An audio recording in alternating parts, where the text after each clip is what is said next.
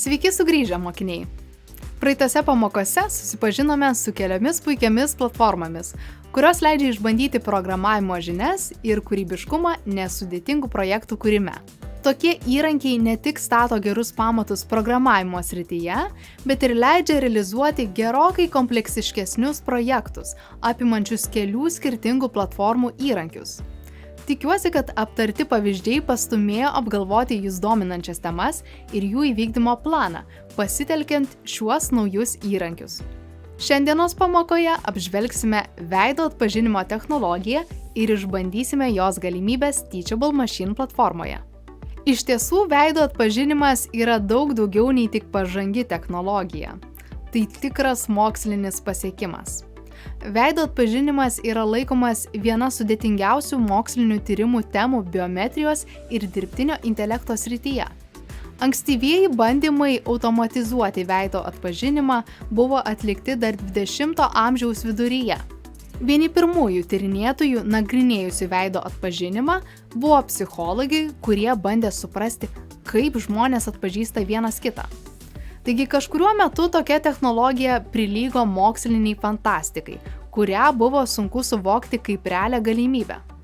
Atsiradus pirmosioms sistemoms, veido atpažinimo algoritmai buvo ganėtinai primityvūs ir reikalavo daugybės apribojimų, tokių kaip fiksuoto apšvietimo ir neutralios veido išraiškos.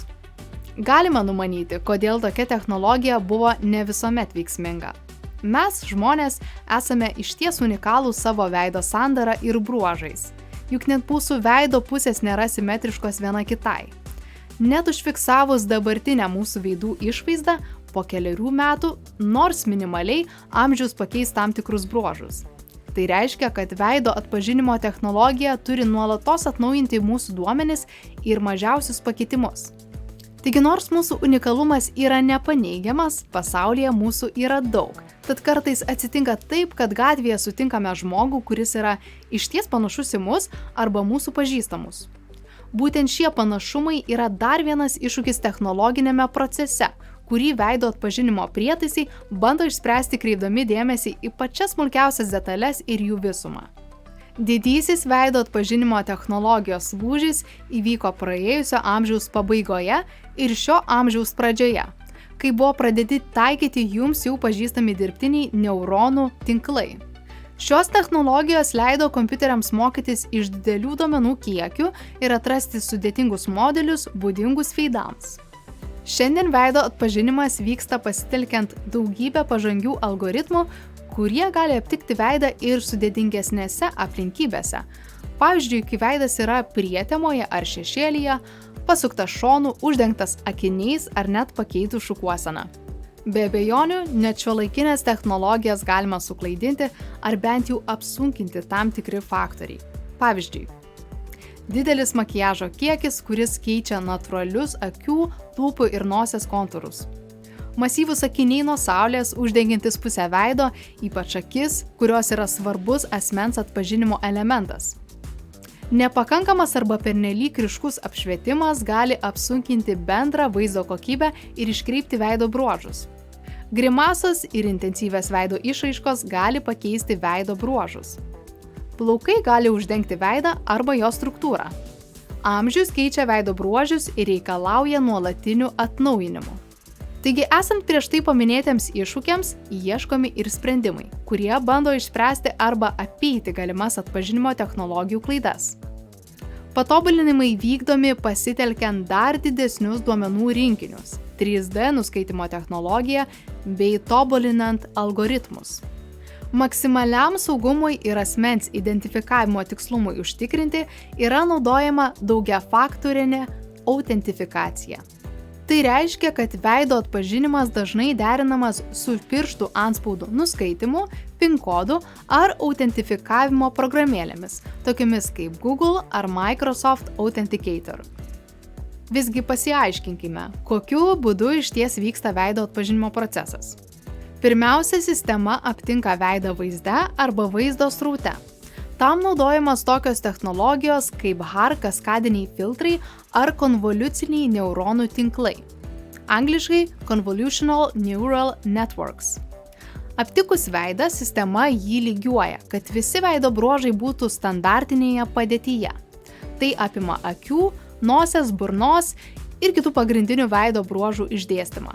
Tuomet sistema išskiria tam tikrus veido bruožus ir požymius, kurie yra unikalūs konkrečiam asmeniui. Tai gali būti atliekama naudojant įvairias metodikas.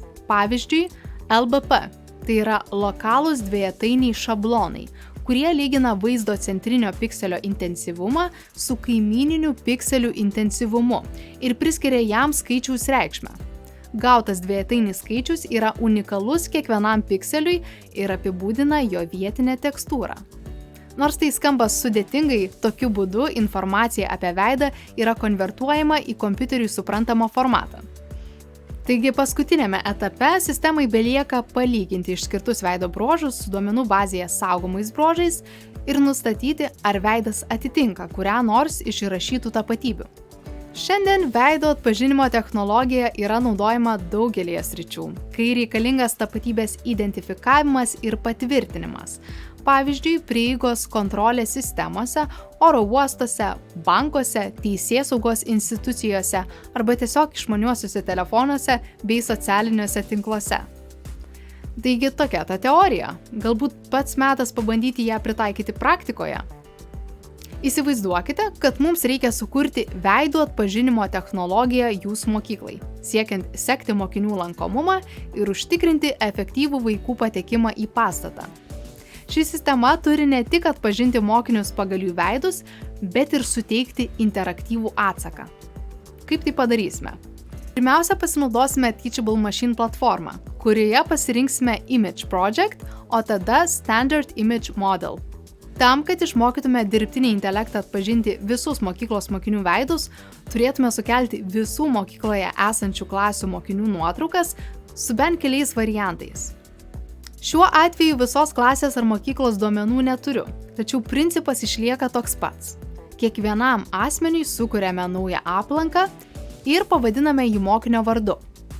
Į aplanką įkeliame kuo daugiau nuotraukų iš skirtingų veido kampų.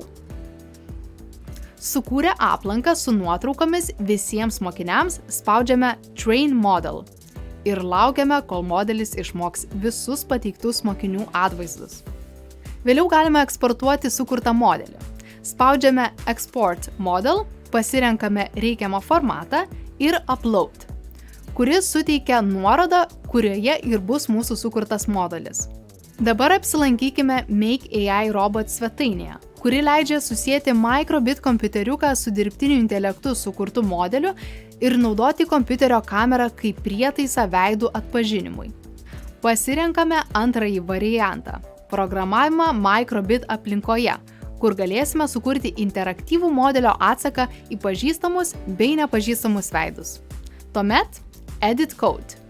Atsirandame MakeCode platformoje su jau dalinai sugeneruotu kodu, kurį galime papildyti arba pakeisti. Čia turime sukurti kodą visiems galimiems scenarijams. Tai reiškia, kad svarbu sukurti interaktyvų prietaiso atsaką kiekvienam mokiniui atskirai. Jei mokinio veidas atpažįstamas, microbit ekranas rodys šypsenėlę ir sugros melodiją, o po kelių sekundžių ekrane atsiras X-as, kol prieis kitas mokinys veido nuskaitimui.